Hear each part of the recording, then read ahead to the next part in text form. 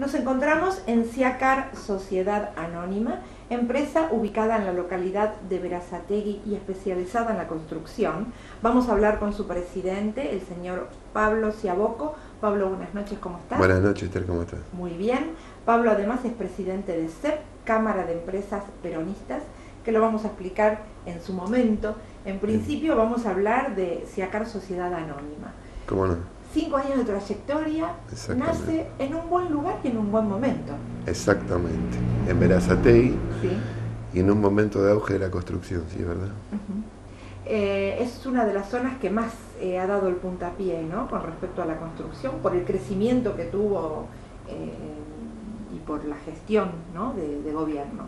Exactamente, podemos verlos en las viviendas, escuelas, que los caminos, las calles. Pablo, te dedicaste desde un principio a todo lo que es vivienda industrializada. De emergencia, sí. Pablo, ¿qué significa la vivienda industrializada de emergencia? La vivienda industrializada de emergencia significa una manera rápida de acceder a la vivienda, ¿no?, en situaciones críticas, y una vivienda digna. Hacer una vivienda de 60 metros cuadrados en 4 días y que al 5.º día la familia la pueda habitar. Con Durlock, con fibrocemento en la parte exterior, en madera, cerámica en los pisos, baño con agua fría, agua caliente, salida para cocina, agua fría, agua caliente, techo de machimbre a la vista. Todo esto llevó un proceso, armar los equipos, el factor humano, el trabajo, ¿no? Porque no fue fácil armar los grupos. Claro, no es fácil armar sobre todo el factor humano, porque uno tiene que juntar gente que esté dispuesta a brindar este servicio que tiene una base solidaria muy importante. Y a trabajar, obvio. Yo le digo siempre que son asistentes sociales, porque ellos llegan a un lugar y ven cosas muy duras. Hemos ido a un lugar donde se le ha volado la casa, un ejemplo, a una persona, a una familia en la ciudad de La Plata, que tenía 4 hijos discapacitados, ¿no? Y me acuerdo bien que cuando ingresaron y empezaron a trabajar sobre la vivienda, uno de ellos dijo: la abertura de la puerta es de 80 para que entren las sillas de rueda. Cosa que nunca, él me dijo, la primera vez que me doy cuenta de lo que es este trabajo, ¿no? Sin ninguna duda. ¿Y cuánto ha cambiado el déficit habitacional con esta posibilidad que puede tener la gente, ¿no?, socialmente hablando? Sí, la verdad que ha cambiado muchísimo. De hecho, hemos hecho barrios enteros en Melchor Romero, para la CTA, con gente que tenía familias con gente con discapacidad, ¿no? Hemos puesto 22 familias en 45 días. Esto es récord. Se ha trabajado sábado y domingo con cuadrillas de noche y demás, sí. ¿Qué difusión tiene esto, Pablo? La necesaria, el boca a boca. Somos muy requeridos por esto. ¿Sí? Desde el sur hasta Jujuy y Salta que hemos ido a hacerlo. Pero tiene la difusión que merece esta posibilidad de poder resolver un tema de dignidad, ¿no? Porque acá uno, cuando habla del área habitacional, está hablando de la dignidad.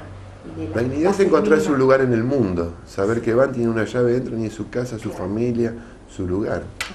Esa posibilidad la tienen, obvio. Pablo, ¿qué te decidió a dedicarte a este tipo de área de construcción, pero inclinado hacia todo lo que es social? No, nosotros, si bien hacemos escuelas, ruta, reparación de hospitales, viviendas en lugares cerrados, llámese Abril y demás, las cuadrillas mismas después te piden hacer la vivienda industrializada solidaria. Sí. Es como que ya estamos entrenados. Es como una epidemia, es un contagio, ¿no? Claro. Ya tenemos el grupo y van, montan la vivienda en el día. Sí. Hacen la base, con la vivienda cuando la montan en el día, los paneles, si no está hecha la base, a veces se eleva. Lo hacen con un sistema neumático, para después poder tirar el hormigón adentro, ¿no? En el día tienen la vivienda adentro, un baño químico, y muchos de ellos dicen: nos quedamos dentro de la vivienda para poder terminar esta familia en 4 días en vez de 5, porque realmente tienen unos problemas enormes. Y qué maravilloso, ¿no? sí, creo que nace del espíritu pujante de la empresa, de querer agarrar y decir, vamos, y agarran a los muchachos y van y lo hacen. Son más contentos cuando hacen las viviendas industrializadas que cuando van a una escuela. Y lo que pasa que deben resolver... un problema, sentirse útil. Claro. Más allá de su trabajo, después viene la gratificación. Seguro, porque esta gente también debe sentirse muy agradecida, ¿no? Totalmente. Con toda esta gente que trabajan para ellos. Totalmente. Pablo, dedicados a la construcción en general, desde hace todo este tiempo, y haciendo distintos trabajos, ¿no? Que fueron y que son emblemáticos para ustedes, como por ejemplo una obra hecha en 3 de febrero. En la escuela Loma Hermosa, sí. Sí. ¿Qué fue lo que hicieron allá? Una escuela técnica en el barrio Loma Hermosa de 3 de febrero. Me acuerdo algo que me impactó fue llegar y ver todas las sillas en la calle, y cada padre tenía la posibilidad de sentarse y tener al hijo al lado, ¿no? Sí. Algo que estaban esperando hacía años, que nunca les parecía un sueño hecho realidad. Si bien en el gobierno en la década de los 90 hicieron 5 escuelas. Ya en lo que va desde el 2003 a la fecha se llevan hechas 1.237 escuelas. Y esto era un sueño para la comunidad de 3 de febrero, poder tener su escuela, en vez de tener que agarrar a los chicos y decir, no tenemos que tomar más 2 colectivos, no tenemos que madrugar más. Claro. Porque uno cuando habla de una escuela habla de los chicos, de los adolescentes, del proyecto que en tanto tiempo con las escuelas técnicas que se fundieron en la década del 90, estos chicos pueden volver a tener un proyecto, pueden volver a creer, pueden insertarse, tener un trabajo. Exactamente. De hecho, estamos haciendo una reparación en una escuela en San Martín. Sí. Y me llama el director y me pide que antes de empezar las reparaciones que quería cubrir un techo. Sí. Y le digo, ¿pero por qué querés cubrir un techo? Porque tengo todos tornos electrónicos, todos tornos automatizados, era mi sueño. Quiero enseñar a los chicos y demás. Cuando vio el valor que tenían las máquinas que tenía ahí, me acuerdo que se emocionó el director cuando llegaron, ¿no? Y le hemos dejado las cuadrillas y le hemos cubierto el techo que él tanto veneraba. Me dice, la primera vez en 32 años docente que tengo, que veo que mi pedido tarda 3 meses en llegar. Ajá. Y son momentos fuertes. De ahí tenemos el factor humano. Sí. En ese torno, en el director, que hizo la carta para que venga el torno. Y creo que el factor humano también está en la gente que está trabajando en este momento en San Martín, que fue y cubrió el techo porque sabe que eso es lo valioso para que los chicos puedan aprender. Esa es nuestra generación, es nuestro futuro, el factor humano. Claro, es lo que uno va inculcando, ¿no?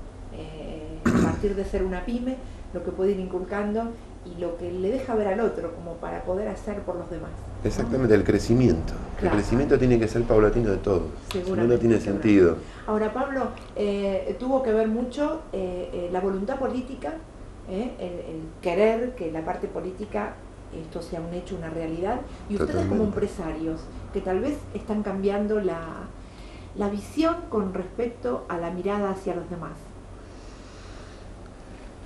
El empresario, el sindicalismo,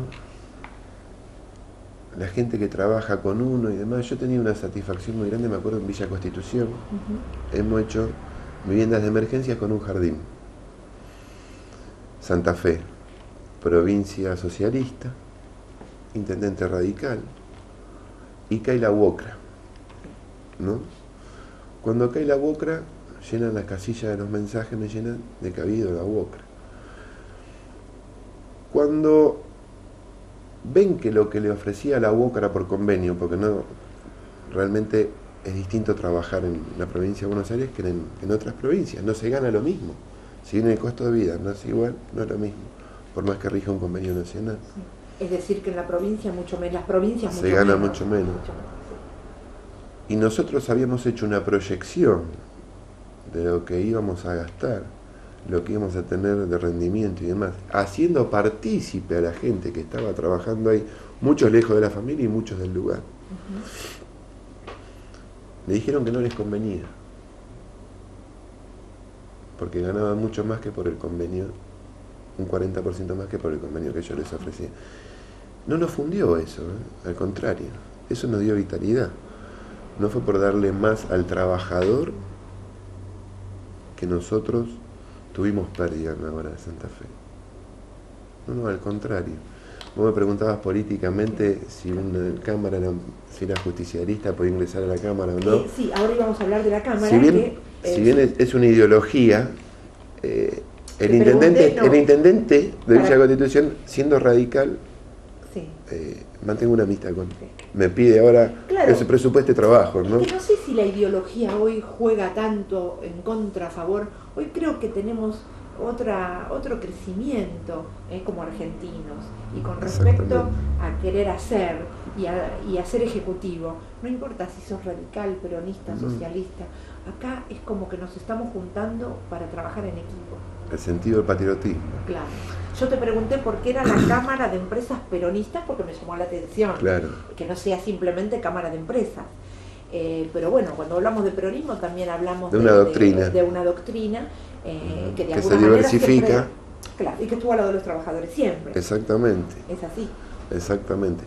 Por ahí somos un grupo de empresas que cree en dignificar a la gente que trabaja con uno, porque es el orgullo de uno. Ajá. Yo no podría estar hablando con vos estando en San Martín, en Esteban Echeverría, en el 6, en Loma de Zamora, en Lobería. No podría, no soy el Espíritu Santo. Mi gente me tiene que dignificar a mí, pero ella se tiene que sentir dignificada también. Mirá, en el año 50, no estaba el general Perón, las empresas volcaban el 67% de su sueldo y su rendimiento al trabajador, sí, y a la reinversión. En el 2000 lo hacían el 17%, hoy lo están llevando al 40%. ¿No? Somos, por la historia que tenemos, un país especulativo, empresarialmente. Sí, lamentablemente. Que se nota un cambio muy importante. Muy importante.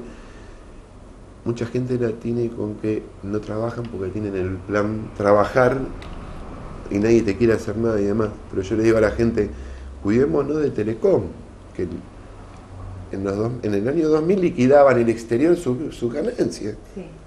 Y hoy la tiene que dejar acá. El carnicero, el verdulero, el del autoservicio, el kiosquero, el almacén, vive gracias a eso que le da del plan trabajar, de la cooperativa, ¿no? Sí. Es un dinero que gira y que no parte en fuga de capital, como si tuviéramos que subvencionar a las empresas privadas extranjeras. Como nos pasó siempre con los capitales golondrina, que venían te digo más, y estamos terminando, se me acabó el tiempo. No solamente el capital golondrina que fugaba el dinero, sino la gente que quedaba sin trabajo, porque abruptamente fuentes de trabajo también se iban cerrando. Actualmente el capital golondrina es un ejemplo, una refinería europea, porque en Europa no hay materia prima, si hay sociedades offshore. En Nigeria está provocando guerra, porque en Nigeria hay igual de petróleo que en Medio Oriente.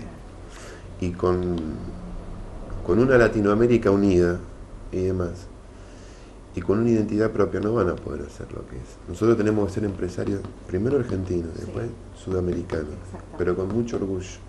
Acá no, muchos te pueden tratar de zurdo y demás. Eso es una doctrina, ¿no? Empezando por casa y después defendiendo el continente. Exactamente. Es así. Exactamente. Yo creo que es la hora de crear. Hay muchos problemas en el mundo. El problema no es económico, es social el que hay. Sí.